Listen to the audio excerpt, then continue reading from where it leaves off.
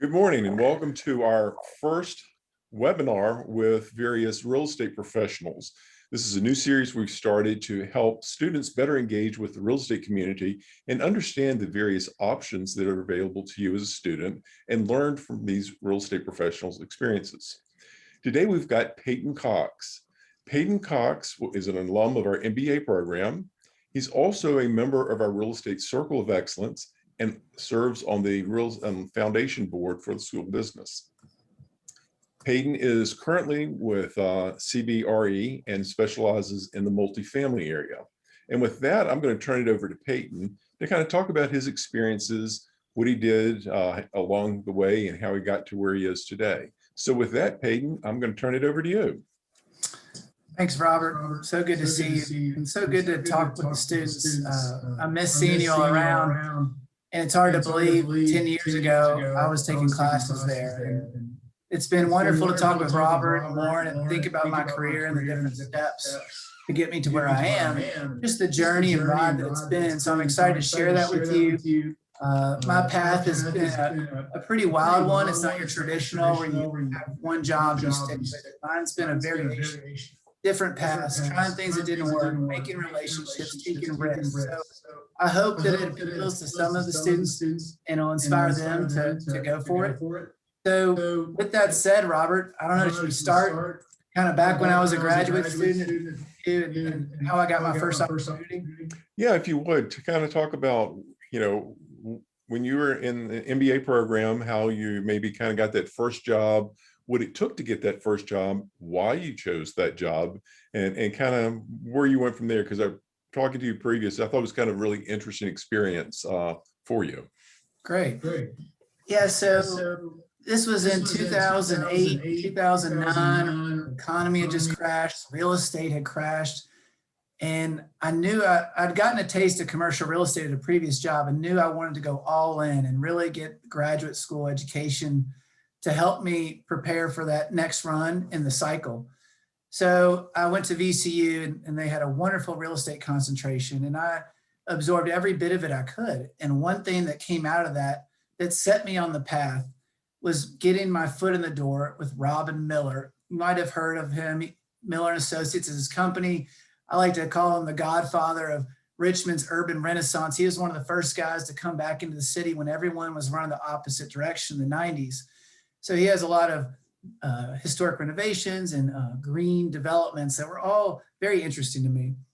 And so I kind of targeted him as the person that I really wanted to be like, that was doing the big impact developments that I thought were really exciting. And so with that, I took the desire to go speak to him and offer to work for him for free, because at the time, no one was hiring. And he said, sorry, I don't have any opportunities. I said, hey, I'm willing to come work for free. He said, oh, I think we do have an opening. So I started with him, and shortly thereafter, it turned into an unpaid internship to a part-time job to a full-time job. And the wonderful thing about working with Robin is he is a teacher first. He actually even is taught at VCU. And it was a wonderful experience for me to learn all about the different components of the real estate world, which is very vast. And there's lots of disciplines within the industry. So it was like the perfect job while I was in college. It was a sampling platter of, he has a real estate development company, a real estate management company, a construction company, even an architecture company. So I got to work in all those different pieces and see where I really fit my personality, but where I was really excited to grow in. And so eventually I had a child on the way and I needed a job that paid benefits. So I had to, unfortunately, leave Miller & Associates. And that's when an opportunity happened to pop up through a mutual friend I met at VCU Real Estate School who was working at KBS. It's a very large general contractor that was very prominent in building multifamily apartments, which is, as you know, has become one of the hottest things in commercial real estate. This is, 7, 8, 9 years ago. So still transitioning industry for multifamily. But the reason I decided to go for that, which was very outside of the path I had in mind for myself, because I never saw myself as a construction guy. I like working with my hands. I appreciate they do, but that just wasn't the path that I wanted. But I had a baby that I needed to provide for. and there weren't too many other opportunities for me at that time. I explored Capital One, but that quickly became that was not where I wanted to be.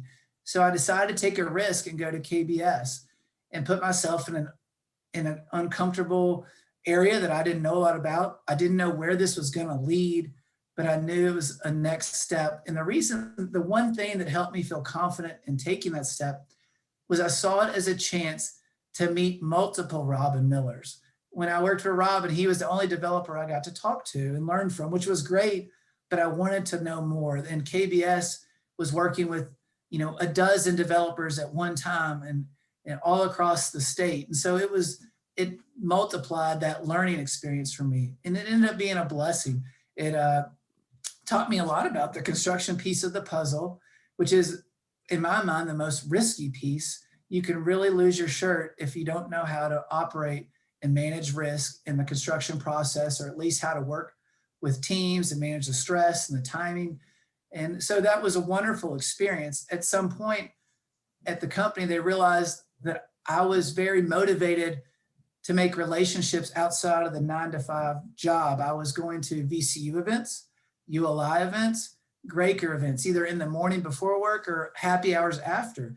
And that really paid off and made them notice that I had some extra drive, that I enjoyed meeting people, that I was comfortable in those settings, and that I was actually starting to clue in upper management to, hey, have you met this developer? He announced he's planning to build a project here.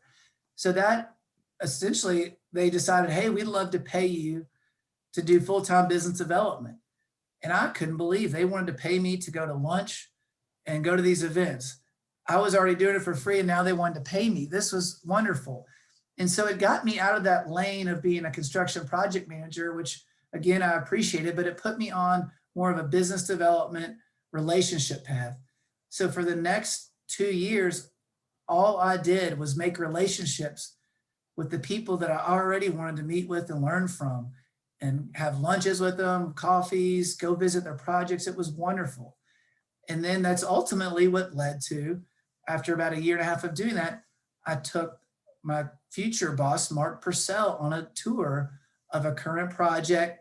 We were trying to become their construction team, and he took a liking to my personality and thought that there was something there that he could see me being a good complement to the work they wanted to do in Richmond. They were moving down from the Northeast, from up Watertown, which is basically Canada, and they were moving to warmer clients where there's more opportunity, which Richmond had a lot of that. And he wanted to come to town and build a high-rise luxury apartment tower on the shores of Manchester, which everyone thought he was crazy. It wouldn't make sense. No one would come.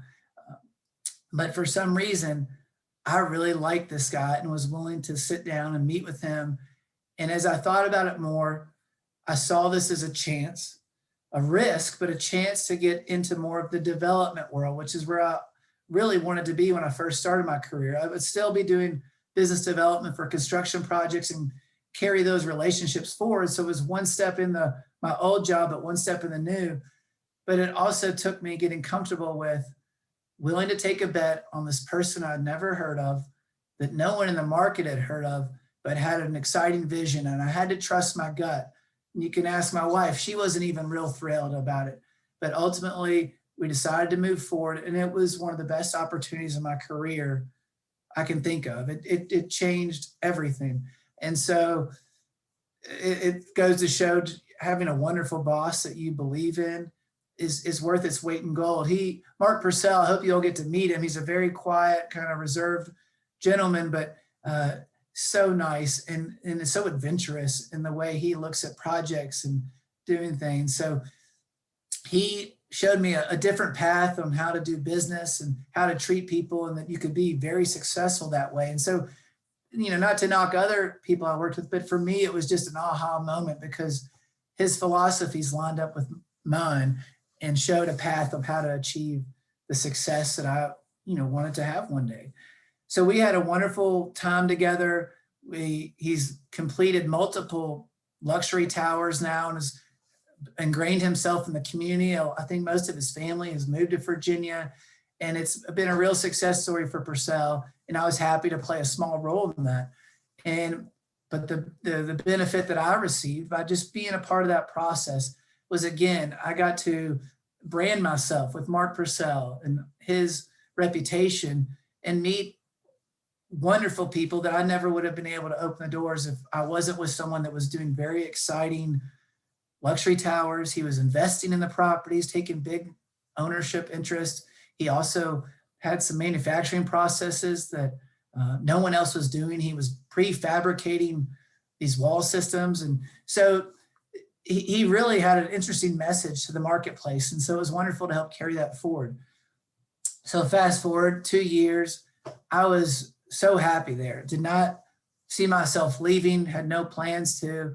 Some things changed, and it became clear that they were a smaller company, and we had had so much success in the marketplace, they were booked out for the next 2.5 years and didn't have a real need for new business development relationships.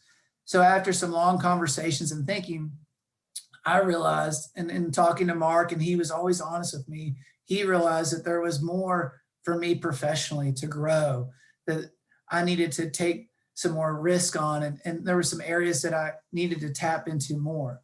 So I will always appreciate him for doing that. There was never pressure, but he just encouraged me to have, to eliminate that fear of failure and to step out. And so that, I think I see a lot of my colleagues who have never left the jobs and have stayed in place. They were smarter than me. They worked harder than me, but they never could get over the fear of taking that leap of faith and possibly failing. So I'd encourage, I'm sure many of you are smarter and harder working than me, don't need that advice, but I'm sure there are a couple that might be how you separate yourself from others, is you take those opportunities when they come and be willing to take risks. That's half the battle. A gentleman from W.M. Jordan, the founder, who's a very successful developer and investor outside of just construction, he was given a seminar and he said, opportunities are rare. They might come once every year or two. And when they come, they have an expiration on them. So you need to be willing to take them when they're there. They will expire and you'll be stuck waiting who knows how long. So that's something, especially early in your career where you all are, that take as many risks as you can. Don't be reckless by any means, but be willing to get uncomfortable and keep growing. That's what when I look back at my 20s, that's what it was all about, is constantly growing and challenging myself. Another employer told me once, it takes 6 months to get good at your job. It takes 6 months to learn your job, another 6 months to get good at it. So that's a year already. You need to be willing to commit to whatever job you take. And then it probably takes another year of you excelling, showing people in the marketplace that you're good at your job and they see that side of you. And then more opportunities will come from that. And I decided I wanted to be in Richmond. I wanted to commit to this community. My wife grew up here. We wanted to raise our family here. So that in some ways did limit what jobs I would consider. And if that's what allowed me to, or forced me to kind of have this zigzag path professionally, and that I needed to be able to bounce around in what is a growing secondary city, but there are still, you can hit your ceiling pretty fast professionally, and it'll force you to have to consider, changing companies, which they all ended in very positive terms, but it was just something you had to do working with smaller real estate companies. So we're at the Purcell crossroads where I'm being encouraged to lean into my strengths, which had been shown to be people, relationships, the marketing, the visionary business development side was where I was really naturally just strong. And it took me, gosh, I'm probably 30 at this point. It took me a while to figure out where my strengths were. I had a bad experience right out of college in sales when the refinance boom, which led to the crash, was going on, that ultimately kind of turned me off to sales and made me have a poor attitude about that path. And it took me almost 7-8 years to listen to those that were encouraging me, hey, you're really good at this. So now I'm in sales and I'm considering what are my next steps. And I had to step back and look at where my strengths were. We've talked about all these relationships I developed in the commercial real estate world. I had enough knowledge to see that multifamily was only going to continue to grow. That Richmond market, we were constantly talking to out-of-town developers, and I believed that Richmond was still in its early innings of its success. So with that, I had the confidence to take a bet on that. And then lastly, I realized that I love real estate in the sense I love the investment side of it. I've always had an interest in that. I've also have a really deep interest in economic development, the community tangible impact that real estate can make. So when I looked at all those things, I thought about where can I be in a company or in a role that just accentuates all those things and allows me to do what I love. And so that it won't be a job, it'll be fun. And that was when it hit me, real estate, commercial brokerage, which I had never considered before. I didn't have anyone in my family that worked in that industry. It just had never dawned on me. And so when that path appeared, I quickly started to reach out to all the different relationships I'd been making over the years. I'd had a good understanding of the landscape of Richmond and could set up different meetings with those shops and find out where the culture really fit, where I could find, someone told me this, you need to have a mentor when you start in brokerage. And I was able to find a wonderful mentor who I'm so grateful for the time we had together. And it allowed me to hit the ground running. I had some momentum going in that I knew people, but brokerage is its own animal and you need to learn how that industry works. So that gave me the confidence when that door opened to take that leap of faith and go from a really nice salary job to 100% commission. And at this time I've got 2 kids, a mortgage. That was scary, but again, it was a leap of faith that I'm so glad I took it. It was a lean year or two, but it forced me to just grow and mature with financially, but also just professionally. And I'd never look back. It was such a good decision. I had to realize, you know what, if you fail, Peyton, you can always come back and get a job doing what you were doing. So it's been a great experience. I've been very fortunate. And, now I've been doing brokerage for about 4.5 years. It's grown into various different forums of working with my teammates or different market segments. So it's always exciting. I'm always learning. The market is always changing. And that's one thing I love about working in real estate brokerage is one, it's very entrepreneurial. So you're running essentially your own business. There's a lot of strategy and gamesmanship on trying to figure out where the competition is, where the investors are going to be focusing, where your advantages are, just new markets you want to try to get into. So all of that, I love that kind of competitive strategic piece. So it's been a wonderful ride. I feel I was thinking about my career path and in brokerage when I got there. It felt like, I don't know if you all remember the game Trivial Pursuit. It was even a little bit before my time, but it's a circle piece and you have to collect, I think it's 6 different colors to complete and win. And it felt like those 4 or 5 different jobs I had were each a little piece of the puzzle. And when I had gotten to brokerage, I was able to complete all the different, it was almost like graduate level classes that I needed to learn before I could really have a good foundation in brokerage to excel. And so it took a while to get there. And again, I didn't know, it was like a journey on a foggy path. You can only see a step or 2 ahead of you, but the path continues to emerge as you walk into it. So, sorry, Robert, that was one question in, and I've been ranting for 20 minutes.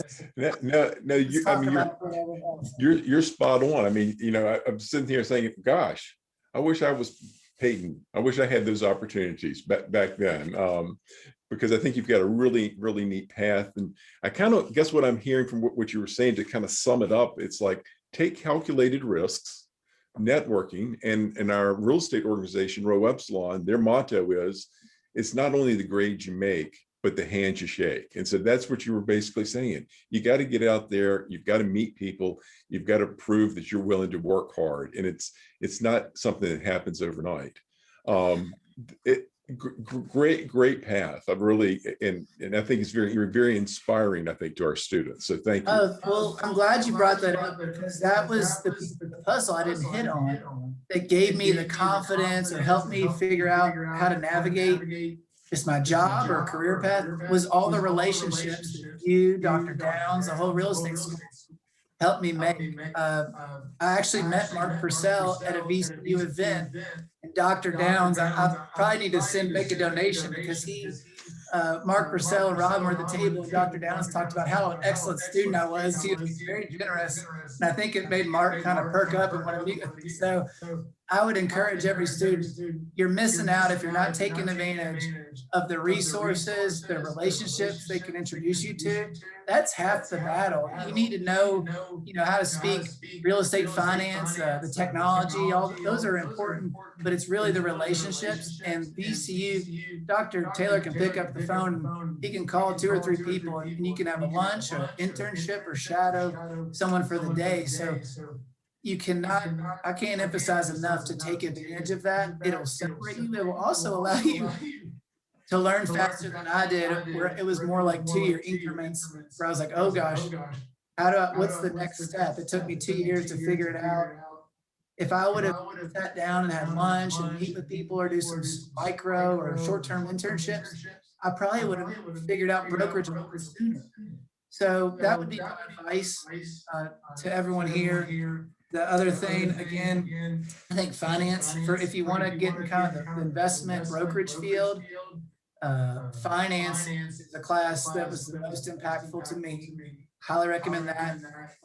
Also technology. I think a lot of the people on this call are probably much more technology savvy than I am. I know you're more tech savvy than the generation above me that is still in the industry. So I can't tell you enough of how many young people I've seen that went to CoStar or a place where they got a really good understanding of technology, and now they are just blowing the older veterans out of the water because they have the technology skill, but they also have the industry knowledge, and it's off to the races. So, and then there's also mentors that need someone that speaks technology fluently. So there will be opportunities that will pop up like that, but you need to get out there and meet them. They need to know you. They need to recognize your face. So take advantage of that. One of the things we talked about just before we got on the call was kind of where you saw the market going. I mean, there's a lot of disruptions because of COVID-19, whether it's office people working from home, learning from home, whether it's on the retail side or whatever. And since your focus is kind of multifamily, do you see where people maybe are looking to convert maybe offices to residential, or taking those motel, hotel assets and repositioning them for multifamily or longer term rentals? So kind of really in the multifamily space, what do you see going on? Yeah, great question. So it kind of reminds me of 2008 when I was entering the industry. It had just gone through a big recession, and it was a whole new kind of map on new trends. And it was a great time to enter the industry and associate yourself with a company that was just going to take advantage and grow in that new normal, if you will. So I'd say we're at a very similar time right now. COVID has changed the whole dynamics. And I think when this all passes, there will be a lot of really new, exciting trends, quality of life benefits that we will see. I haven't been to my office. Don't tell my boss. I haven't been there probably since April, and I'm doing better than I've ever done. And it's all these efficiencies, these new technologies like we're using right now, has been wonderful. So I think there's going to be a permanent shift. It might not be the death of office, but you can already see there was an article we were talking earlier, Dr. Taylor, at Wall Street Journal, about offices change. I think Salesforce is saying they're going to not come back in the same way. And we're hearing huge blocks of sublease office spaces coming on the market. So that's going to change. Definitely, there's going to be some buildings that aren't able to sustain and will need to be repurposed and more mixed use, where there's maybe a hospitality couple floors, a multifamily couple floors, still some office, maybe even some storage. There's all different kinds of ideas, and that's going to be exciting to see how that all plays out. We're seeing the suburbs had long kind of been forgotten. Millennials, I'm a millennial. I finally have moved to the suburbs and I'm seeing that wave. Oh man, it's really picked up with COVID, but that the suburbs are coming back to life and in a new exciting way. I don't know if you've been to the Green Gate development in Short Pump. If you haven't, go check it out. There's some really good restaurants. That's one of my favorite kind of new urban places to go. The Markel group, which is a Cornblau school, reach out to them. What a great place to intern. They've really nailed it. So I think you're going to see all kinds of new experimentation in the marketplace. Industrial right now has been hotter than anything, and hotter than it's probably ever been. And that's largely due to the Amazon, the logistics, the new online shopping, the delivery, the cold storage is the new hot term that we're seeing in the industrial world. So that's not going anywhere. Multifamily they're trying to figure out what that looks like. Some building products are going to be okay. Class A, there's always going to be demand for the great location, but there's some softness in markets that have been overbuilt. There was such a rush of inventory. Where we're really seeing a lot of strength in the multifamily space is the affordable housing arena, which my company does a lot of focus there. And I really enjoy working in that space because there's such a need and you can have such impact. But that's where a lot of investors have realized, I want a safe asset where there's going to be steady demand, government incentives. So we're seeing a lot there. And I think with the new administration, that's only going to continue. There'll probably be some more incentives for more affordable housing, which is definitely needed. Retail, believe it or not, retail is not dead. It's just in a transformation. Big box retail in certain areas is probably in trouble and will be repurposed. You're seeing repurposed into office or cut up into smaller users, or the parking lot is infilled with a Starbucks drive-through. So that's what's going on there, which is natural and kind of creative destruction, market cycles. So, but I talked to a lot of our retail brokers, and they say you'd be surprised. A lot of the national groups are very strong. They see this as a chance to grow their footprint and be strategic, maybe change locations. Like for instance, Starbucks has really shut down a lot of their small kind of neighborhood shops, which sad to see some of those go, but they're all in on drive-through locations. That's become a huge new thing, and the revenue speaks for itself. So that's a new model. Chipotle, I'm sure you all are familiar. They have stores where you can't even go in and sit down and have a bite. It's all drive-through, either for the Uber Eats delivery drivers or for you yourself. So that's kind of cool to see retail shrink and become more micro so that it can fit in different locations that it wouldn't work otherwise. So, and then the last thing I'll say, just to encourage people, VCU students, you are so fortunate to be in Richmond, Virginia at this time. We were the #1, this is in a multifamily standpoint, we were the #1 market in the country for performance since March, from March to like September, which we took a chance to tell everyone we could that stat nationally. Richmond is being proven every day to be one of the hottest markets, one of the most dependable, one of the most desirable for people that we're seeing a lot of migration down the Northeast coast, especially millennials who are going to have families, want quality of life, can work from anywhere.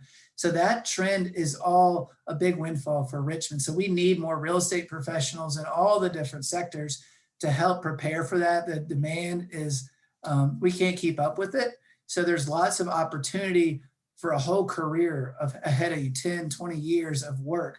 And also the last thing I'll say, and this is something Robin Miller told me, and he would encourage, you all probably know a lot more about real estate just by taking a couple classes than 90% of the country. So use that, buy a house as soon as you can afford to, and rent it to a couple of roommates to help carry the mortgage.